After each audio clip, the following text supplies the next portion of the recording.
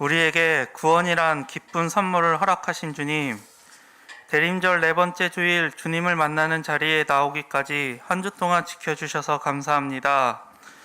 한 주간의 삶이 어떠하든 주님 앞에 나와 찬양하고 기도하고 말씀을 듣고 주님과 함께 할 수 있는 예배 자리에 불러주심에 감사합니다. 자신의 건강함이, 재물 있음이, 무탈함이 다른 사람의 아픔보다 중요해진 이 시대에 한 주 동안도 주님을 찾지 않고 하루하루 살아가는 시간이 많았음을 고백합니다. 그때마다 우리가 태어나기 전에 이미 주님과의 관계를 회복시켜 주신 주님을 기억합니다. 주님은 언제나 우리를 보고 싶어 하셨고 지켜주셨으며 함께 해주셨음을 깨닫게 해주시고 고난 가운데서도 회복을 준비해 놓으신 주님의 은혜를 알게 해주시고 성령님이 이런 마음을 주시면 우리가 눈을 들어 주님과 교제할 수 있도록 도와주시옵소서. 교회의 결산과 내년 예산을 보면서 공동체의 헌신과 서로의 도움이 있었음을 바라봅니다. 언제나 저희 다드림 공동체가 내 기준, 내 생각 이전에 주님의 은혜가 우리를 도우시고 채워주셨음을 기억하게 하여 주시옵소서. 50여일이 지난 이태원 참사를 기억합니다. 날이 추워질수록 더욱 가슴 아파질 고인들의 가족들을 위로하사 위정자들이, 언론이, 국민들이 각자의 이념과 기준 이전에 우리가 해야 될 일은 죽음 가운데 회복이 있기를 바라고 아픔을 함께 공감해 주는 것이 먼저임을 기억하게 해 주시옵소서.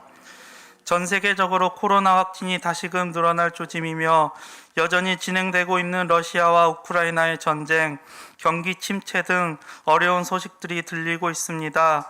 주님을 전하기 위해 각 나라에 계신 선교사님들에게 주님이 주신 사명이 흐려지지 않도록 믿음을 더하여 주시고 건강을 지켜 주시옵소서. 폐쇄적으로 변해가는 시대에 안전하게 보호하여 주시옵소서. 목사님의 말씀 가운데 주님의 마음이 전달될 수 있도록 담대한 선포를 부어주시고 듣는 우리의 마음이 바로 설 수 있도록 봉독하십시다. 전도서 12장 9절부터 14절까지의 말씀입니다. 전도서 12장 9절부터 14절까지의 말씀, 자막을 통하여서 또 표신 성경을 통하여 하나님의 말씀을 봉독하겠습니다.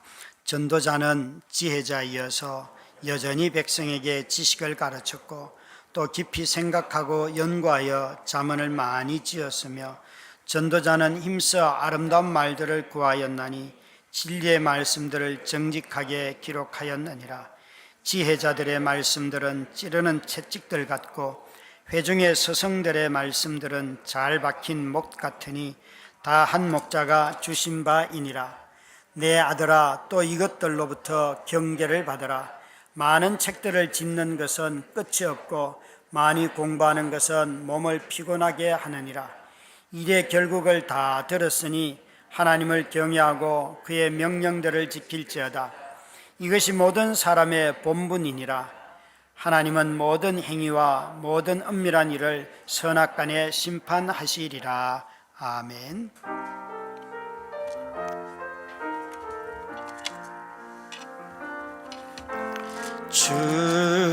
주님은 나의 산소, 주님은 나의 요새,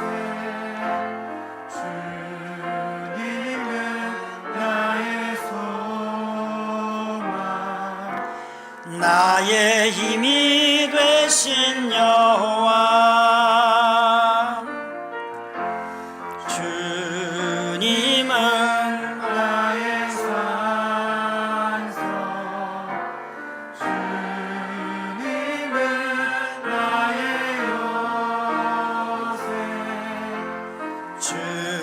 주님은 나의 소망, 나의 힘이 되신 여호와. 아버지 하나님, 한 해 동안 저희들에게 창조주이신 하나님께서 우리의 밥상을 책임져 주셔서 감사합니다. 우리가 직장에 가서 일을 할 때에 정규직이든 비정규직이든 또 일용직 노동자이든 또 알바를 해서든지 간에 우리의 식탁에 먹을 것이 있고 우리의 잠자리가 있고 우리가 함께 나눌 가족과 또 친구들이 있음을 인하여 감사를 드립니다. 먹고 마실 때마다 우리의 수고보다도 하나님의 공급하심을 잊지 않는 저희가 되게 하여 주시옵시고 함께 먹는 사람들과 기쁨을 누리게 하여 주시옵소서. 올 한 해도 하나님께서 공급하여 주셔서 살았사오니 내년에도 여러 경제 지표는 어렵다 말하지만 하나님의 공급하심을 따라 먹고 마시는 우리가 되게 하여 주시옵소서. 먹는 즐거움을 빼앗기지 않게 하여 주시옵시고 함께 나누는 기쁨을 잃지 않는 저희가 다 되게 하여 주시옵소서. 예수님 이름으로 기도드렸습니다. 아멘. 자리에 다 앉으시기 바랍니다. 어제 오전에는 제가 유아 세례를 받을 가족들과 함께 점심시간까지 같이 있었고요. 그리고 오후에는 또 90일 성경 통독한 리더들과 함께 그 모임들을 어떻게 했는가 평가하는 자리에 초대를 받아서 저녁 시간까지 함께 있었습니다. 또 한 2주 전에는 우리 소그룹 성경 공부 리더들하고 저녁에 줌으로 만나서 이 모임이 어땠는가 하는 거 서로 평가하고 나누었습니다. 이 세 모임들을 다 하면서 깨닫게 된 것은 뭔가 하면 우리가 공통점이 뭔가 하면 다들 하나님의 말씀으로 우리의 자녀를 양육하고 싶고 하나님의 말씀이 내 자신에게 들어와서 이 말씀대로 내가 좀 자랐으면 좋겠고 하나님의 말씀이 교회의 중심이 되면 좋겠다 하는 생각들을 다 가진 분들이라는 거예요. 그래서 그 모임에서 나누는 것을 들을 때마다 어떤 말씀을 통해서 어떤 일들이 일어났는지를 듣고 감사하게 돼요.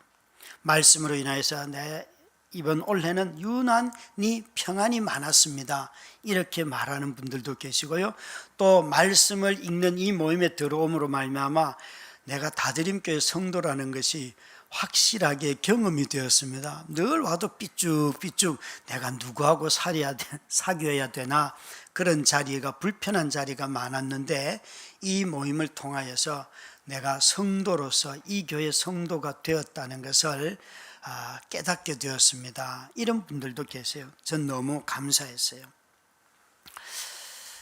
어제 우리 유아 세례를 받을 가족들에게 그렇게 한 2시간을 같이 보내면서 왜 유아 세례를 받냐? 사람들은 의미도 없다고 말하는데 그걸 이야기하면서 우리의 신앙의 큰 관점이 뭔가 하면 우리가 깨닫고 이해하고 내가 믿기 전부터도 하나님이 일하신 게 있다는 거예요. 그게 바로 하나님이 일하시는 구원의 활동이고 창조주 하나님이 세상을 만드신 일이에요. 그래서 성경은 내가 깨닫기도 전에 내가 믿기도 전에 내가 그분을 받아들이기도 전에 이미 그분이 모든 걸 다 이루셨어요. 이것을 수용하는 것을 믿음이라고 하는 거죠. 믿음. 그래서 유아 세례를 받는 가족들에게 아이를 한번 생각해 봐라. 아이가 태어나서 이 오감 중에서 그 아이가 오감을 제일 많이 사용하는 게 제일 먼저 사용하는 게 뭐냐? 가장 먼저 아이는 보면 촉각을 사용하겠죠. 그죠? 엄마와 아빠와 태어나자마자 피부 접촉을 통하여서 아이가 받아들여지고 평안을 누리게 되잖아요. 피부 접촉은 굉장히 중요한 겁니다.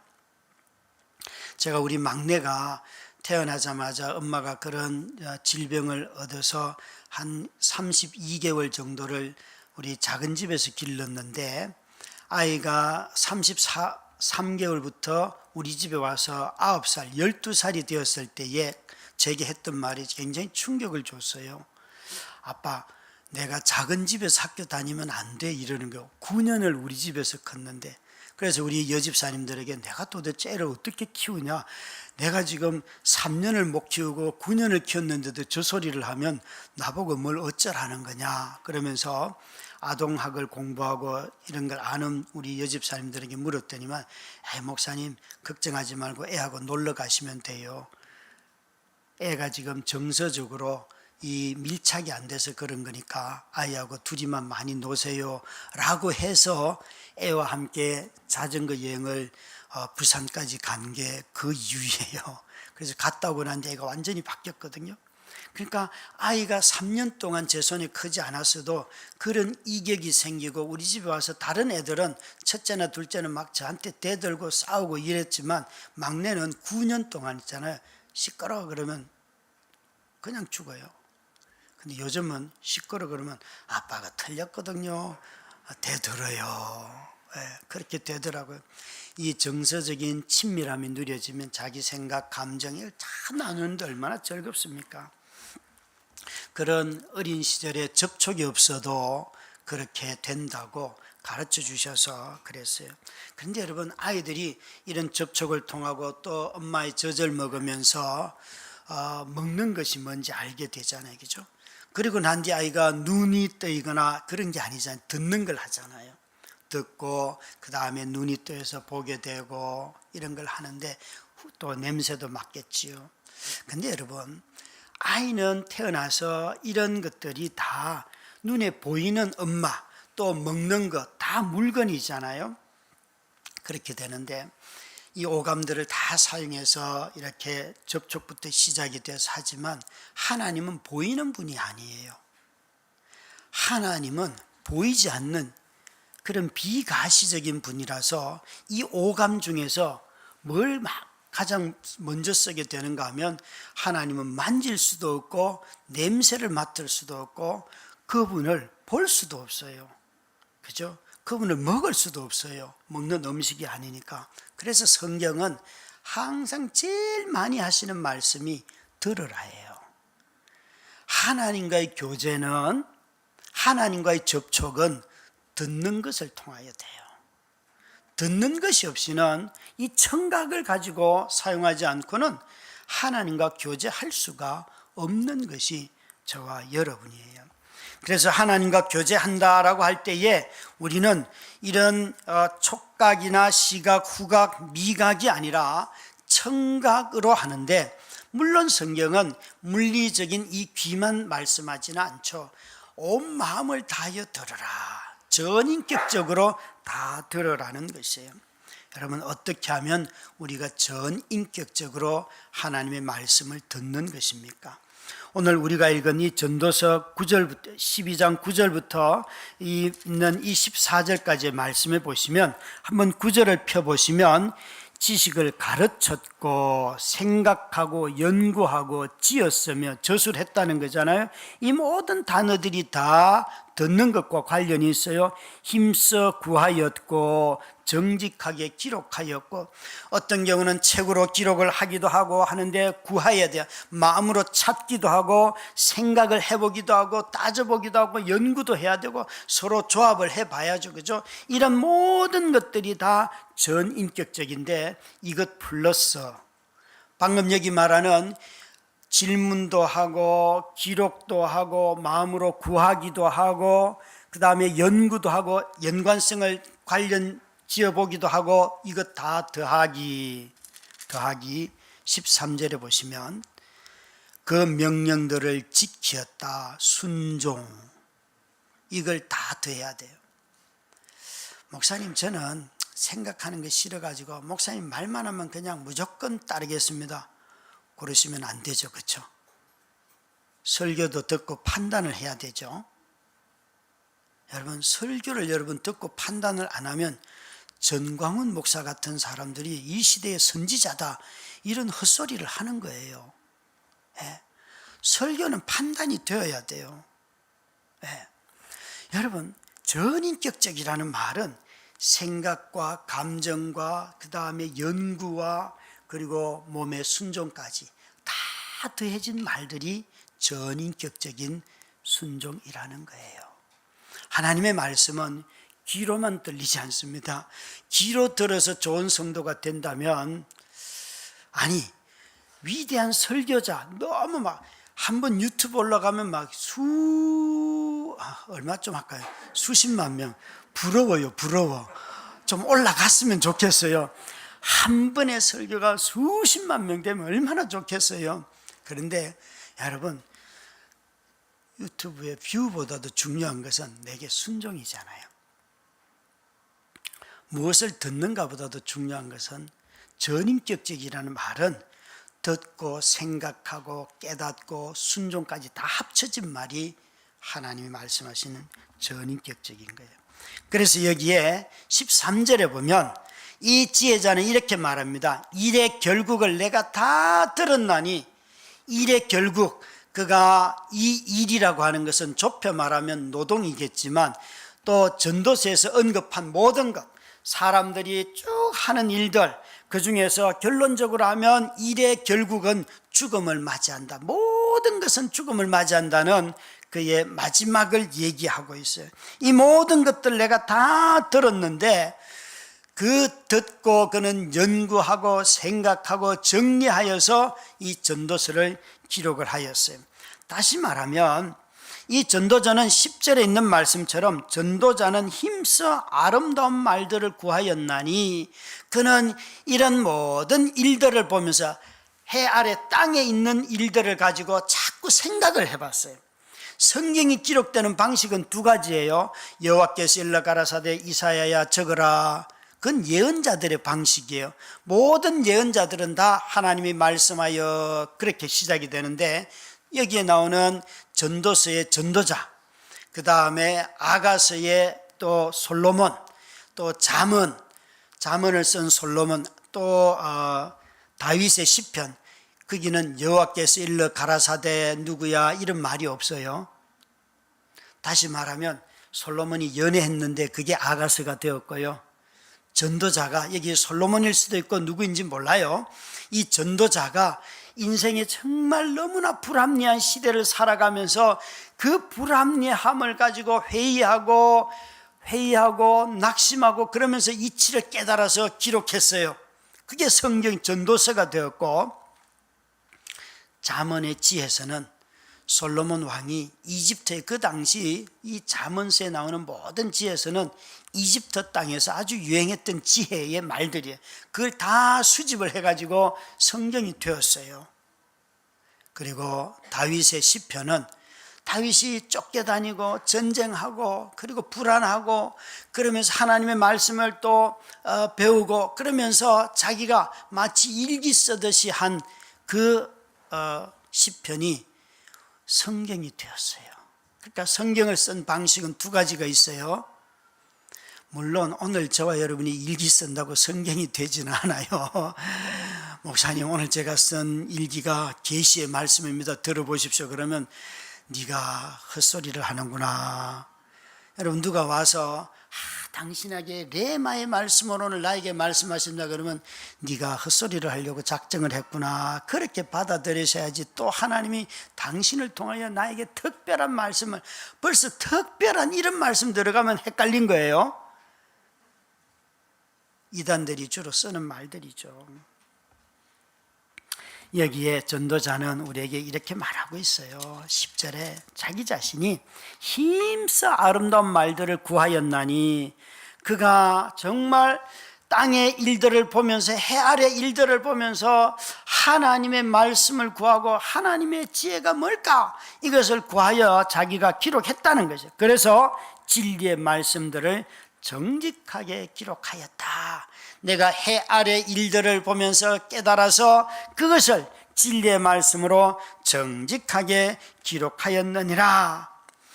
이 10절의 후반절에 나오는 정직하게 기록하였느니라 하는 것이 그가 진리의 말씀을 기록하는 방식으로 우리 성경은 해석이 되지만, 다른 성경들은 이렇게 번역할 수도 있어요. 내가 기록한 이 진리의 말씀은 의롭고 순결하고 정직하다. 다시 말하면 말씀의 순수성, 말씀의 의롭다는 거예요. 내가 보고 들은 것이 의롭고 정직하고 그걸 기록하는 방식을 말하는 것이 아니라 말씀 자체가 의롭고 순전하다. 뭐예요? 이렇게 혼탁한 시대를 살아가도 하나님의 말씀은 거룩하고 온전하고 의롭다는 거예요. 정직하다는 거예요.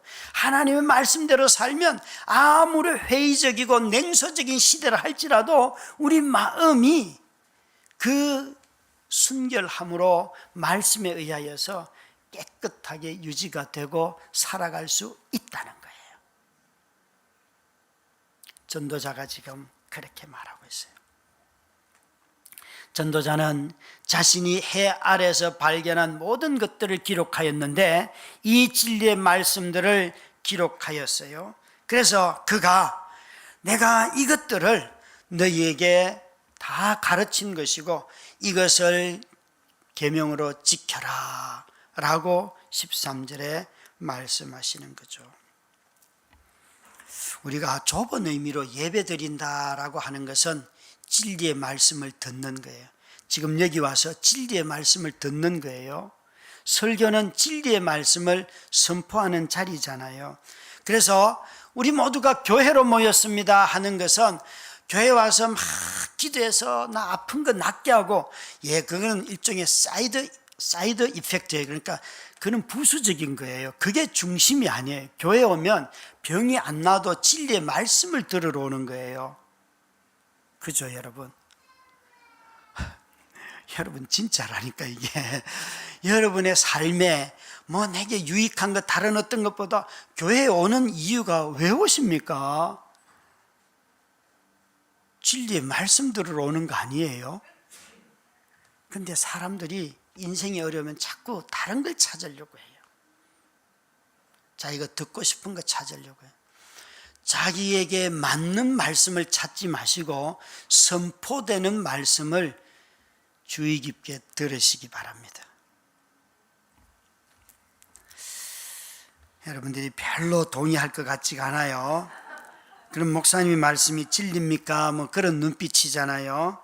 여러분, 제가 한번 이 책 제목을 2개를 한번 보여줄 터인데 여러분은 어느 책 제목이 마음에 확 와닿는지 한번 보세요. 자, 한번 띄워줘 보세요.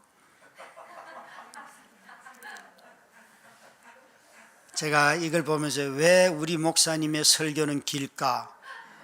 이것과 더불어서 왜 우리 목사님의 설교를 못할까? 저는 잘한다고 생각하는데 라고 말하면 또 교만하다 그럴까 봐서 그냥 책 제목이 왜 우리 목사님은 설교를 못할까? 너무 겁나는 제목이에요.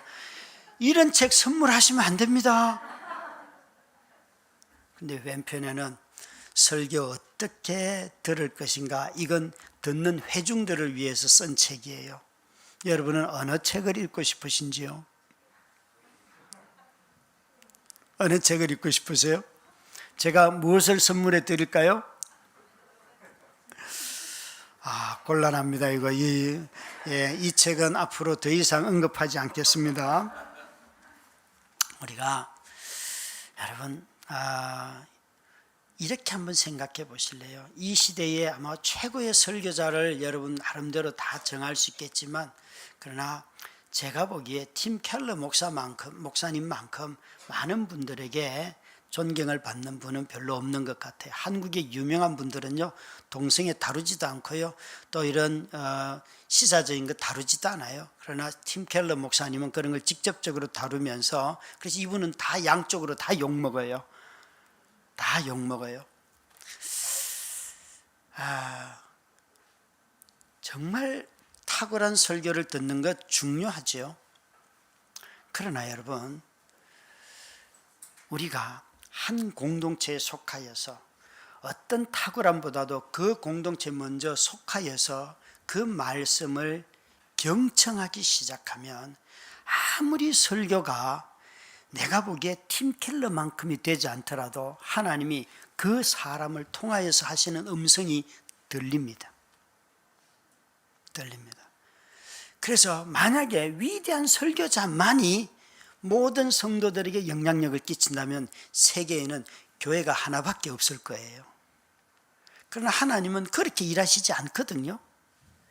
곳곳에 교회를 세워서 저 시골에 가서 그 할머니들에게 그 아주 구수한 시골의 언어로 그냥 늘 농사 짓는 이야기를 해도 할머님들이 듣고 그 말씀에 순종하고 그들이 신앙이 지켜져요. 여러분, 교회는요, 가장 어떤 일을 하기 전에 먼저 제일 먼저 해야 될 것이 뭔가 하면 그 공동체에 소속하는 거예요. 가족이 되는 게 먼저예요. 가족이 될 때에 가족들로서 제일 먼저 해야 되는 게 뭔가 하면 듣는 거예요. 설교자를 통하여 말씀을 듣고 형제 자매들의 귀를 빌려줘서 그들이 무슨 말을 하는 걸 이걸 듣는 게 성도가 해야 될 첫 번째 일인데, 사람들은 와서 소속은 안 하고 주장만 하려고 해요. 소속은 안 하고 에이 나하고 달라, 이런 것들을 너무 많이 얘기해요. 여러분, 정말 들으려고 하면 마치 아이가 태어나서 우리 집에 선물로 온 것처럼 먼저 소속을 해야만 합니다. 그게 바로 경청하는 자세예요. 경청하는 자세예요. 그래서 설교자도 하나님의 말씀을 듣고 설교하려고 애를 써야 되고, 듣는 성도들도 이 말씀을 들으면서 오늘 하나님이 나에게 뭐라고 말씀하시는가, 이 음성을 들어야겠지요. 여러분, 우리 모두가 다 하나님의 말씀을, 여기 정말 진리의 말씀을 경청하는 우리들이 다 되시기를 주의 이름으로 축원합니다. 우리 13절 말씀을 한번 보실까요? 이 말씀이, 진리의 말씀이 무엇인가? 13절 다시 한번 같이 읽습니다. 시작. 이래 결국을 다 들었나니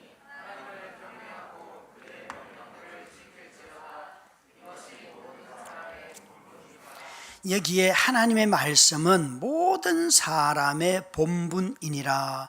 본분이라는 이 말의 뜻, 영어에 보면 whole duty예요. 여러분, 프리 듀티는 아주 익숙하시죠? 공항에 가시면 프리 듀티가 있잖아요. 세금 안 먹인다 이 소리예요. 그래, 마음대로 사세요. 그런데 여기는 whole duty예요. 생애 전체에 걸쳐서 해야 할 책무라는 거예요. whole duty예요.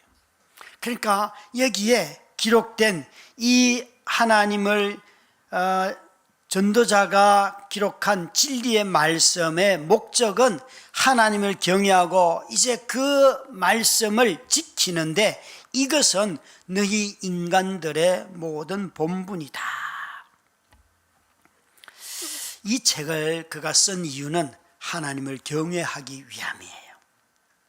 다시 말씀드리죠. 지금 전도자는 해 아래 삶을 얘기해요. 해 아래 삶에 수고해도 너무 지치고 똑같은 일 반복하는데 너무 괴롭고, 이거 내가 벌어서 집에 와도 정말 한 달도 살 수가 없는 그런 벌이다 말이지. 그래서 사람들 마음속에 이 돈 벌어가고 어떻게 삽니까? 투잡을 해도, 아니 가족 둘이가 다 수고를 해도 가족이 살 수 없는 그런 삶이 우리 앞에 펼쳐져 있잖아요. 펼쳐져 있잖아요. 그런데도 불구하고 전도자가 이렇게 말하는 거예요.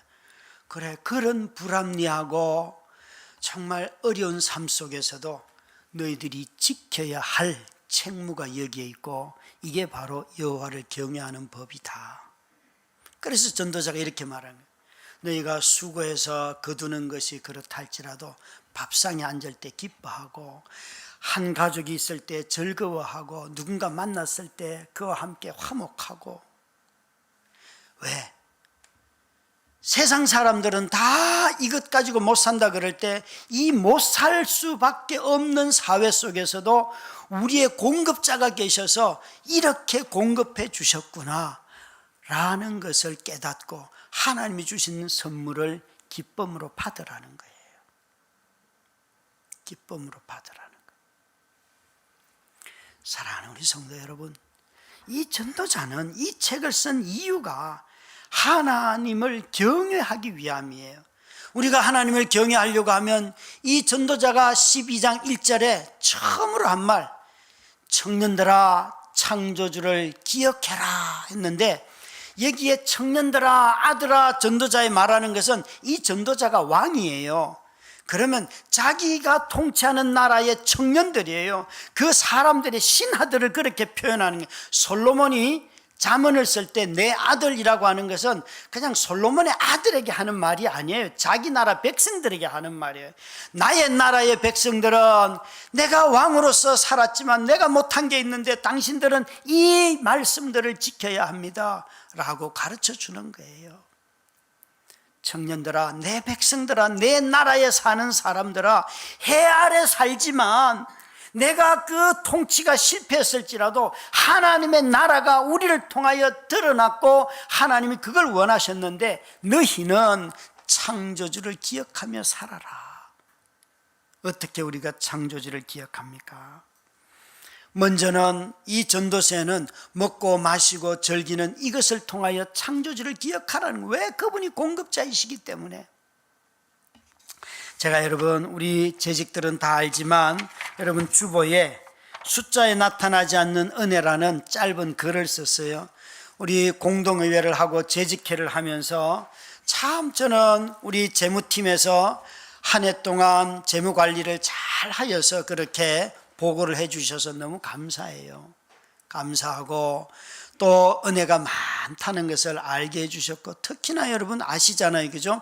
고정비 지출이 75%인 교회, 그러니까 한 5억을 잡으면요 3억 5천은 다 고정비로 나가고 1억 5천인데 그 중에서 선교사님들과 외부 이렇게 구제 헌금하는 거 한 5천만 원 빼면 1억이고, 또 그 중에서 나눔 헌금 우리 책정해 놓은 거 2천만 원에다가 목적으로 들어오는 나눔 헌금들 한 3천만 원이 있어요.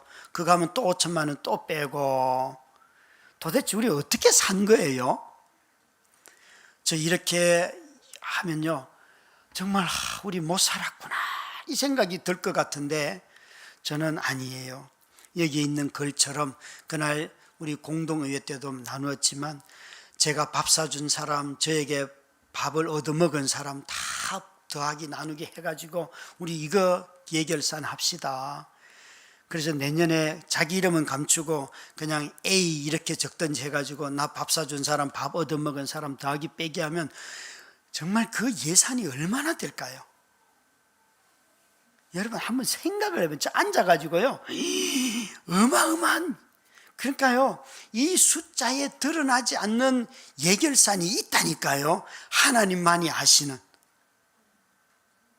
여러분 우리가 숫자상으로 정리한 것은 우리를 공동체로 불러주셨기 때문에 이런 방식을 해서 누구도 시험 들지 않고 하나님의 주신 은혜를 잘 나누었습니다. 그렇게 알려드리는 거고요.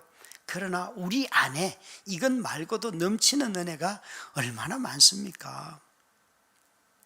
아니 정말 지난주에도 말씀을 드린 것 같은데 장로님 중에 어떤 분은 제게 와서 목사님 돈 모자라면 나한테 얘기해. 내가 줄 테니까 성도들한테는 절대 얘기하지 마. 그런 장로님도 계세요. 여러분 얼마나 행복합니까? 제가 빈말로 나 이런 거 모자라 저런 거 모자라 이런 거 얘기합니까 여러분? 아니요 여러분, 제가 못해서 몰라서가 아니에요. 우리 성도님들로부터 받은 사랑이 너무 많기 때문에 아무리 내 삶이 어려워도 성도들과 함께 누리고 나눈 사랑이 너무 커서, 그 은혜가 커서 하나님이, 나는 때로 못 지킨 말씀도 많고 내 성질이 드러나서 내 때문에 상처 입는 사람도 있고 이 교회 그런 줄 알았는데 아니네 이런 사람도 왜 없겠어요? 어제도 어느 집사님이 우리 성대 떠난 사람 상처 입어서 떠났죠 이러는데, 그거 말고도 좋은 일도 많은데 꼭 그런 일을 얘기하니까 아이고 어찌나 겁이 나든지 속으로 두려워 떨었어요. 여러분 이런저런 일들 다 있지 왜 없겠어요? 그럼에도 불구하고 제 마음속에 받은 은혜가 너무 많다는 거예요. 내가 순종하고 명령을 다 지켜서가 아니라 하나님을 내 나름대로 경외하려고 애를 쓰고 버틴겼더니만 하나님이 모든 일들을 공급자가 되셔서 하시더라는 거예요. 여러분 여기에 14절에는 그러니까 전도자는 우리에게 지금까지 창조주 이야기도 했지만 전도자가 또 하는 하나님의 어떤 분인가 우리에게 하시는 말씀이 있는데 14절 말씀 보시기 바래요. 하나님은 모든 행위와 모든 은밀한 일을 선악간에 심판하시느니라. 하나님이 심판자이고 그 심판이 어떻게 나타나는가? 죽음으로 나타난다는 거예요. 한 인간이 다 죽음을 맞이하는 것은 다 우리가 죄인이기 때문에. 어제 유아 세례를 준비하는 가족들에게 이 아이를 볼 때 여러분은 죄인으로 보입니까? 이렇게 착한 아이가, 이렇게 정말 막 고개만 들어도 천하장사 같고, 애가 눈을 뜨고 나중에 글자를 읽을 때 아버지 이런 글 읽으면 이렇게 한글을 만들 애가 또 났다, 막 이런 눈으로 막 그림 신동이 났다, 막 애가 그냥 팔로 확 피아노만 쳐도 세계적인 피아니스트 나왔다, 막 그러잖아요, 할머니 할아버지들이. 그런데 그 아이들이 죄인으로 보입니까? 여러분, 애를 보면서 다 죄인으로 보면 너무 인간을 그렇게 못되게 보지 마세요. 아니요, 여러분, 원죄라는 게 있잖아요. 원죄는 지어서 행함 때문에 얻는 죄가 아니잖아요. 태어날 때부터 이미 하나님이 죄인이라고 말씀하신 거 아닙니까? 우리 모두는 다 심판을 받습니다. 심판을 받습니다. 그래서 전도자는 이 심판받는 그날 죽음의 눈으로, 이 전도자가 말하는 곤고한 날은 바로 우리 삶의 어려움, 그거는 정말 정상에 해당하고 마지막 날에 심판받는 이 죽음이 우리 인생을 가장 곤고하게 만드는 날인데, 그 곤고함이 오기 전에 창조주를 기억하면 그 창조주가 심판주라는 것을 깨닫는다는 거예요. 여러분, 이 전도자는 우리에게 말하고 있습니다. 여러분, 창조주 앞에 서고 창조주이시면서 중재자가 없이 심판자 앞에 서시면, 창조주이면서 심판자이신 그분 앞에 중재자 없이 선다면 저와 여러분은 다 죽음입니다. 진노받을 자들밖에 안 됩니다. 전도자는 그래서 우리에게 이 말을 하는 것이에요. 11절 말씀 보시기 바랍니다. 같이 읽습니다. 시작. 지혜자들의 말씀들은 찌르는 채찍들 같고 다 한 목자가 주신 바이니라. 여기 갑자기 목자가 나와요. 목자는 뭐 하는 사람입니까? 여기 지혜자들일 수도 있고, 하여간 목자는 양을 보호하는 사람이잖아요, 그죠? 양을 보호하고 그들을 가르치고, 그래서 그 가르침이 진리의 말씀이 아름다운 말일 수도 있고 찌르는 말일 수도 있고, 그 목자가 지팡이를 들고 양들을 바른 길로 가도록 책망할 수도 있잖아요. 그래서 여기에 한 목자를 성경 번역을 보다 보면 어떤 성경은 그냥 더 셰퍼드 이렇게 보면, 그러니까 유일한 목자, 여러 목자, 셰퍼드가 아니고 더 셰퍼드라고 하는 것은, 이것은 정말 우리에게 뭘 얘기하려고 하는가 하면 유일한 지혜자이며 유일한 목자가 되시는 예수 그리스도, 그분을 말하는 거예요. 우리에게 주님이 오셔서 채찍을 드시기도 하시고 우리에게 사랑으로 권면도 하시잖아요. 주님한테 책망 들어보셨어요, 여러분? 그런데 그 주님은 우리의 중재자예요. 일의 결국을 다 들었어요, 여러분. 창조자로부터 일의 결국을 다 들었다면 이 중재자를 통하여서, 만약 너희가 이 중재자가 없다면 심판받아 멸망한다, 그것을 듣고 우리는 중재자이신 그분에게 가는 거예요. 중재자가 없는 삶이 망하는 것이지, 저와 여러분에게 이 삶으로 다시 한번 깨달아야 할 것입니다. 우리에게는 선한 목자가 있습니다. 우리를 위하여 자기 목숨을 내어주시고 몸을 입고 오셔서 이렇게 대림절날 기념하는 우리 주님이 계십니다. 이 주님 때문에 우리는 삽니다. 그래서 우리는 소망을 얘기할 수가 있죠. 이 주님을 기억하는 것, 공동체가 기록된 진리의 말씀을 듣는 자리, 바로 이것을 교회는 예배라고 하는 것이에요.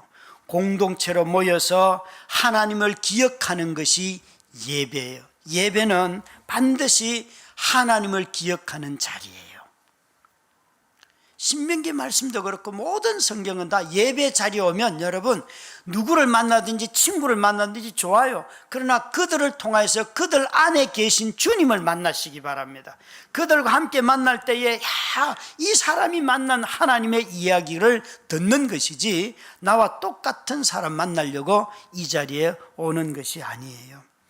그래서 공동체가 하나님을 기억하는 것을 성경이 예배라고 하는데 그 예배에 기록된 말씀이 선포되는 것이고 이 말씀을 가지고 우리는 묵상도 하고 15분 성경 우체통도 하고 또 30일 성경 통독도 하고 개인적으로 매일 성경 묵상도 하고 또 각각의 사람들이 어떤 사람들은 정말 90일 만에 성경을 한 번 읽는 사람들도 있지만 어떤 사람들은 1년에 단 한 번 읽을 수도 있어요. 어떤 사람들은 매일 성경 방식대로 한다면 6년에 겨우 성경 한 번 묵상할 수 있어요.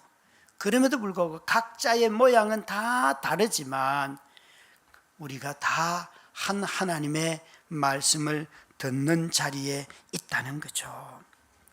골로새서 3장 15절부터 17절 말씀해 보시면 이렇게 성경은 우리가 예배 드리는 것이 무엇인지를 이렇게 말씀하고 있습니다. 같이 띄워주시면 읽습니다. 시작. 그리스도의 평강이 너희 마음을 주장하게 하라. 너희는 평강을 위하여 한 몸으로 부르심을 받았나니 너희는 또한 감사하는 자가 되라. 그리스도의 말씀이 너희 속에 풍성히 가하여 모든 죄로 피차 가르치며 권면하고 시와 찬송과 신령한 노래를 부르며 감사하는 마음으로 하나님을 찬양하고 또 무엇을 하든지 말에나 일에나 다 주 예수의 이름으로 하고 그를 힘입어 하나님 아버지께 감사하라. 이것이 바로 초대교회가 말했던 예배예요. 초대교회는 예배를 이렇게 표현하였어요. 그리스도의 평강이 너희 마음을 주장하고 한 부르심을 받았기 때문에 감사하고 그리스도의 말씀이 너희 속에 풍성히 가하고 피차 지혜로 가르치며 권면하고 시와 찬송과 신령한 노래들로 서로 부르며 감사하는 마음으로 찬양하고 무슨 일이든지 다 예수의 이름으로 해라. 이게 바로 초대교회가 말하던 예배를 이렇게 표현한 거예요. 그래서 성사학자들은 이 골로새서 3장 15절이 바로 초대교회의 예배 형식이라는 거예요. 사랑하는 우리 성도 여러분, 저는 지난 교역자 리트릿 때 심각하게 고민한 게 몇 가지 있는데 그 중에 하나가 수요 예배를 할까 말까 이 고민을 했어요. 지금까지 17년을 해도 뭐 사역자들 플러스 수요 예배를 사모하고 나오는 한 6분에서 7분인데 다 또 6분, 7분이 나오지도 않아요. 그래서 한두 분 나오거나 그러면 늘 사역자들 플러스 그 인원 그리고 줌에 들어오시는 한 두서너 분 이렇게 하길래 야 이걸 해야 되냐 말아야 되냐 이런 고민을 했어요. 그리고는 그러면 우리 교역자들 다 흩어서 저 분당에 가서 A라는 사역자는 가서 그곳에서 수요일 날 그분들하고 성경 공부하고 놀고 그리고 나는 저 어디 뭐 다른 데 가서 하고 그렇게 지역으로 다 흩어도 좋지 않겠나 뭐 이런 고민도 하고 참 많이 했어요. 또 하나는 새벽 기도예요. 새벽 기도에는 더 숫자가 없어요. 그래서 새벽 기도 유튜브로 올라가는 설교 뷰는 많이 올라가는 것 같아요. 최근에 보니까. 그래서 내가 이게 설교가 이제 유명해지려나 보다 그런 아주 착각을 하면서 올리는데 저의 관심은 그게 있지 않아요. 근데 우리 성도들에게 새벽 기도는 뭘까 이런 생각을 혼자 해봐요. 그래서 이 두 가지를 엄청 고민했어요. 없애자. 그리고 새벽 기도도 하지 말고 이 새벽 기도를 하는 이유가 성도들의 기도 생활을 좀 더 개선하는 거라면 마치 우체통처럼 사람들 모아서 줌으로 모여서 그렇게 기도하자. 차라리 그게 서로 더 많이 기도하지 않겠나 그런 생각들도 하면서 그 논의를 한참을 했어요. 그러다가 제가 둘 다 뒤집었어요. 나 새벽 기도 할 거다. 옛날로 아까 맨키로 그리고 수요 성경 공부도 할 거다. 똑같이 한다. 그렇게 설명을 하지 않고 다 뒤집어 버렸어요. 그 이유는 2주 동안 제 마음속에 이런 마음, 우리가 가까이 있는 사람들에게 새벽 예배 함께 모입시다, 안 나오는 사람들을 깨우는 것이 내가 할 일인데, 사람들의 영혼을 깨우려고 하기보다는 자꾸 뭔가 맞춰주려고 하고 문턱을 낮추면 들어올 것처럼 생각을 하는 마음이 제 속에 참 강하다는 것을 알게 되었어요. 먼저 깨워야 할 것은 그들의 잠자는 영혼이 먼저라는 거예요. 여러분, 이렇게 질문을 해볼게요. 여러분, 정말 기도를 교회에 오지 않아도 매일 자신의 기도 생활을 넉넉하게 하십니까? 제가 넉넉하다 하는 것은 그냥 제가 좋아하는 영성가의 표현대로 한다면 하루에 규칙적으로 15분 정도, 최소 15분 정도 하나님께 집중하면서 기도하는 삶이 있는가? 15분 할 것 같잖아요. 여러분 어떻게 생각해요? 15분 기도하실 수 있겠어요? 제가 보기에 많지 않아요. 별로 없어요. 기도가 정말 어려운 겁니다. 내가 해야 할 일은 오히려 정말 직분자들이 기도하는 삶에 헌신하고 함께 모여서 기도하고 함께 기도하다가 하나님이 같은 마음을 주시고 같은 설교를 듣고 하나님이 우리에게 이런 말씀을 하셔서 다 흩어나서 개별적으로 하면 자신들 개인에게는 유익할지 모르지만 같은 말씀을 듣고 같은 공간에서 같은 생각을 하다가 어느 날 하나님이 우리 자신들에게 하나의 생각을 모아주실 때 이게 같은 비전이 되는 거예요. 지금은 비전 이야기를 하면 다 흩어져요. 그건 목사님의 생각이고. 이번 주에 우리 막내딸이 마지막 기말고사예요. 보니까 거의 시험 공부를 집에 아무도 자기 방이 없는데 전부 다 스터디 카페에 가가지고 새벽 2시, 3시까지 공부하고 와요. 그래서 얘야, 네 방이 그냥 공부만 하면 스터디 카페가 된다. 아니에요 아빠, 여기서는요 절대 안 되고요, 가야지 된대요. 그래서 새벽 2, 3시까지 애가 오기를 기다려야 되는 게 또 부모의 마음 아닙니까 여러분?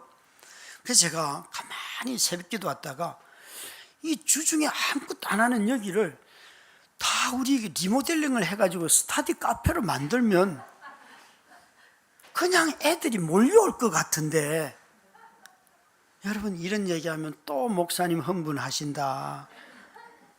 여러분 어떠세요? 어떻게 만듭시다 우리. 안 그래도 청소년들도 청년들도 오지 않는 이제 점점 교회가 되어 가는데 그거 만들면 안 될까요? 여러분, 우리가 무엇이 겁이 나고 무엇에 지금 우리 자신들의 한계가 맞춰져 있는지, 어떤 일들이 나가면 어떤 일들을 하자 그러면 먼저 우린 돈이 없어. 그건 여러분 여러분의 능력에다 초점을 맞추는 거잖아요. 하나님께 물어봐야죠. 하나님이 어떻게 하실까? 교회 일을 언제 우리 돈 가지고 했습니까? 하나님께 물어보자고요. 하나님이 정말 우리 교회를 이곳에 세우신 이유가 분명히 있을 터인데, 이 지역에 저는 자꾸 많은 사람들이 저보고 다른 데 가자 그랬어요. 저는 교회 하자고. 지금도 그렇게 말을 해요. 공간 문제를 가지고 이야기하니까. 근데 이상하게도 제 마음은 떠날 마음이 없어요. 나는 도시에서 할 거다. 내가 촌스럽게 생겼지만 왜 저는 자꾸 도시가 생각날까요?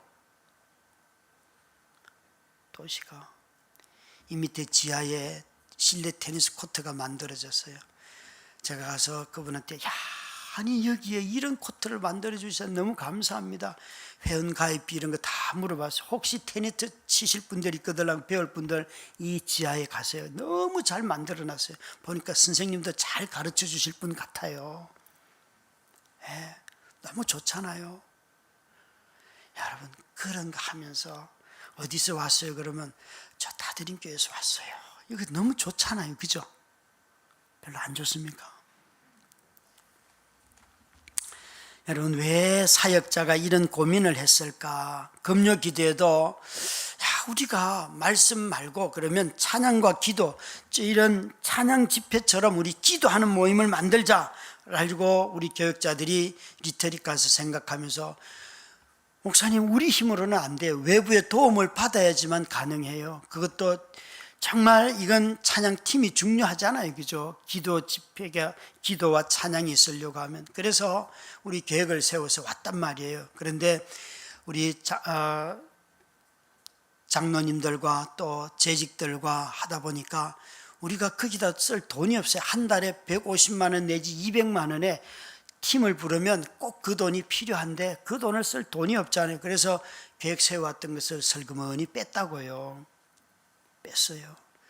그 자체를 뒤집을 마음은 없어요. 이미 다 공동회에 통과했기 때문에 그런 걸 뒤집진 않아요. 제가 말씀드리려고 하는 것은 우리가 정말 하나님 앞에 전심으로 찬양하고 기도하고 하면서 함께 힘을 모아 간다면 하나님이 우리에게 어떤 일을 하실까? 교회가 건너뛰어야 할 것은 공적인 모임을 통하여서 새로운 일들이 일어나지 않겠어요? 나 개개인의 힘만 가지고는 헌신할 수 없어요. 그래서 여러분 상상을 해봐요. 우리 집사님들 중에 다른 교회에서 다닐 때에 자녀 셋 있는데 매주 금요기도회, 수요예배, 때로는 새벽기도회 때까지 다 그 교회는 데리고 갔는데 이 교회는 오라 소리도 안 해요. 여러분 정말 아이들에게 이 코로나 시대에 어떤 추억을 더 많이 남겨주실래요? 애들이 어쩌다 교회 오면요 주일날 집에 안 가겠다고 우는 애들 참 많잖아요.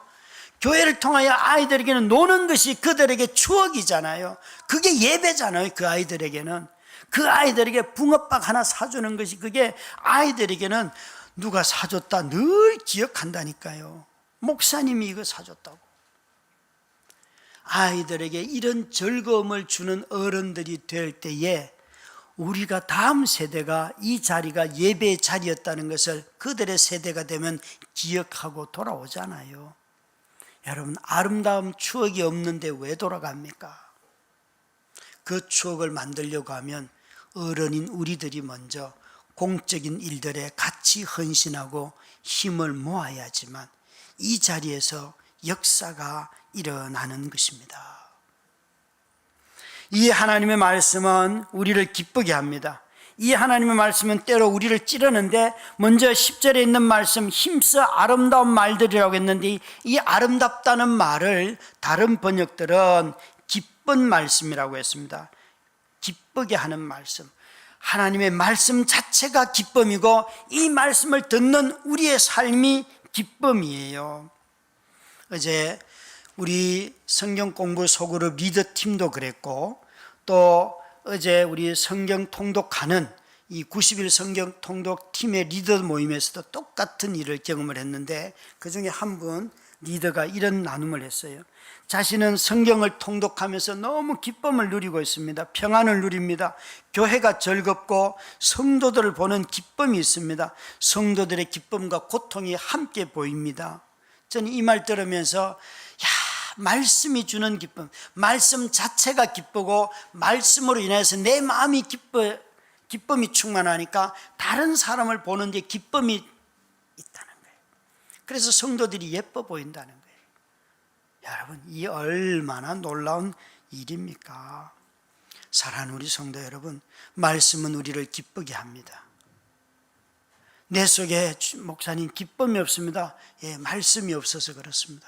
말씀이 내 마음속에 심겨지면 오늘 전도자의 시절에조차도 하나님은 기뻐하라고 하시잖아요. 이 시대에 기뻐하라고 해요. 하나님은 뿐만 아니라 이 말씀은 채찍입니다. 11절에 보니까 제 지혜자들의 말씀들은 찌르는 채찍 같고 회중의 스승들의 말씀들은 잘 박힌 못 같으니 잘 박힌 못 같다 하는 것은 찌른다는 말과 또 다른 표현이에요. 그러니까 아주 날카로운 못이 박혀 있는 지팡이에요. 이걸로 날카로운 못으로 한번 맞는다고 생각을 해봐요. 얼마나 아프겠어요. 말씀은 여러분 나긋나긋한 것만 있는 게 아니에요. 하나님의 말씀은 참 무서운 말씀이에요. 여기 재직들이 있잖아요. 재직들에게 한번 물어볼까요? 여러분의 개개인의 가정사가 왜 없겠어요? 다 있는데 주께서 너희들의 아내를 버리고 남편을 버리고 집안일을 버리고 교회 일을 해라. 제자들에게 그렇게 말씀하셨잖아요. 그죠? 여러분은 언제가 집안일이 우선이 안 되고 항상 교회 일을 우선으로 할 수 있을까요? 언제쯤? 항상 가정 중심주의에 빠져 있는 이 시대는 가족 중심을 깨뜨리는 것은 절대 하나님 말씀이 아닐 거라고 생각해요. 근데 말씀이 있잖아요. 제자들에게 너희가 이걸 버려라. 얼마나 고통스럽습니까? 얼마나 고통스럽습니까? 저는 마치 이 11절의 말씀대로 한다면 하나님은 항상 말씀을 읽을 때에 우리에게 재난 문자를 보내시는 하나님이에요. 너 그 길로 가면 삶이 궁핍해진다. 삶이 핍절해진다. 너 그 길로 가면 너 어려움 만난다. 항상 경계하세요. 항상 하나님은 목자가 당연하죠. 그죠? 자기의 양들이 다른 길로 갈 때 왜 그러지 않겠어요? 아직 위험에 이르지 아니하였다면 우리 다시 한번 말씀이 채찍이 되어서 내 삶을 바꿀 수 있기를 바랍니다. 말씀의 채찍으로 맞는 것. 제가 어느 날 그 에스겔서를 읽다가 에스겔이 이런 환상이 있잖아요. 토기장이가 토기를 만들어서 화덕에 넣어서 구워가지고 이제 그릇을 꺼내면서 그릇을 톡톡 깨잖아요. 다 깨고 또 깨고 또 깨고. 근데 그런 토기장이의 환상을 예레미야가 보았는데 그걸 어느 날 읽다가 갑자기 눈에 눈물이 맺히는 거예요. 왠가 하면 이전에는 깨지는 토기가 너무 아팠어요. 깨뜨려지는 토기가 와. 그런데 바깥에서 그 토기를 자기 손으로 예쁘게 만들어 가지고 화덕에 넣어서 구워 가지고 정말 그릇을 꺼내면서 야, 이번에는 제대로 된 쓸만한 그릇이 나왔는가. 그릇 만드는 이 장인이 보고는 그릇이 흠이 있어요. 망치를 들어 자기가 만든 걸 깨요. 자기가 만든 그릇을 자기가 깨. 그걸 보면서 나는 내 고통 때문에 아파서 정말 나는 불구덩이에 내가 들어가 있는데 당신 뭐하냐고 이렇게 때를 썼는데 하나님도 밖에서 나와 같은 인간을 하나 사역자 만들려고 저렇게 깨고 또 집어넣고 또 보고 이러고 계시는구나. 그분도 마음에 애타게 이번에는 좀 괜찮은 정말 그릇이 나와야 되는데 라고 말하는 게 제 눈에 그려지더라고요. 그래서 다른 좋은 사역자들 많지요. 그런데 하나님이 저에게 주시는 위로의 말씀, 병연아 내가 너를 만드는 거야 라고 말씀하시더라고요. 여러분, 우리 시대에 참 어렵게 살지만 주님은 우리를 당신의 백성답게 만들려고 불 속에도 넣어보고 물 속에도 넣어보고 돈을 빼앗아도 보고 돈을 주기도 하고 자식을 통하여서 어려움을 막 하나둘 더해서 주기도 하고. 여러분, 어떤 사람으로 빚어져 가고 있으신지요? 나도 이런 게 싫어요. 그런데 오늘 분명히 하나님은 채질하는 찌르는 말씀, 채찍을 가지고 자기 백성들을 돌보고 계신다는 거예요. 우리는 하나님을 함부로 대할 수는 없습니다. 정말 잘 박힌 못 같은 채찍을 들고 오늘 우리 시대는 매를 맞고 있는 것입니다. 우리 모두가 다 이 삶의 어려움을 통하여 그동안 섬겼던 우상이 있다면 버리고 옛길로 돌아가십시다. 원래의 길로 돌아가십시다. 저는 제가 3년 전 코로나가 왔을 때에 어떤 기회가 있어서 탁구를 배우기 시작했어요. 저는 스몰볼을 좋아하지 않습니다. 야구, 탁구, 테니스 이런 것 좋아하지 않습니다. 저는 사람은 작지만 빅볼을 좋아합니다. 그래서 축구를 좋아하는 이유입니다. 그래서 3년 동안 탁구를 배웠는데 지금은 5층에서 매주 금요일 오전마다 탁구를 배우고 있어요. 국가대표를 가르친 감독님, 국가대표 출신이면서 국가대표 감독을 하셨던 분에게 배우고 있어요. 그래서 3년을 배웠어요. 그래서 감히 이렇게 말씀드릴 수 있어요. 김상욱 집사님을 빼고는 자신 있습니다. 김상욱 집사님은 딸을 국가대표로 만든 분이라서 넘사벽이라서 한 7, 8점을 주시면 제가 이길 수 있는 가능성이 보여요.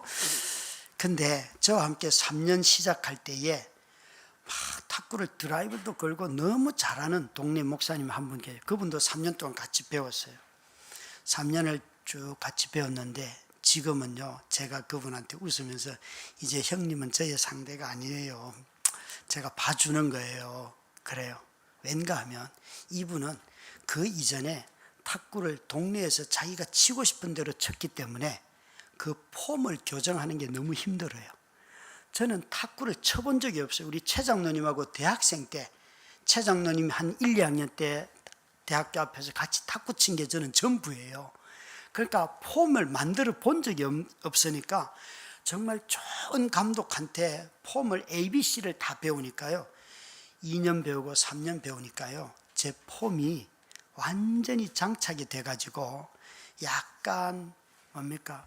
변칙으로 하는 사람들을 첫 게임은 질 수 있어요. 그런데 두 번째 게임 되면 다 파악이 돼요. 여러분, 신앙생활에 이제 감 믿은 사람들의 순수함 속에 말씀이 심겨지는데요. 오래 다닌 사람들은요, 안 심겨져요. 에이, 그거 들었던 말이죠. 난 다 알아. 왜곡된 것을 고치는 것이 얼마나 어렵습니까? 빗나간 것을 고치는 것이 얼마나 어렵습니까? 빗나가고 어긋난 것은 망치가 아니고서는 고칠 수가 없습니다. 저와 여러분이 망치를 들고서라도 이 말씀의 진리의 말씀으로 우리를 자기 백성을 만들어 가시는 하나님의 그 눈물을 보고 다시 하나님께로 돌아가서 그분을 예배하는 저와 여러분